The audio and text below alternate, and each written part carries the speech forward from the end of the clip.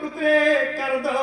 یہ میرا نبی انگلی سے اشارہ کرے گا, چاند کو 2 ٹکڑے کر دوں گا. مکہ کی گلیوں میں گھومنے کو دل کرے گا. ساتویں آسمان پہ لے جا کر جنت اور جہنم کا شیر میرا دوں گا.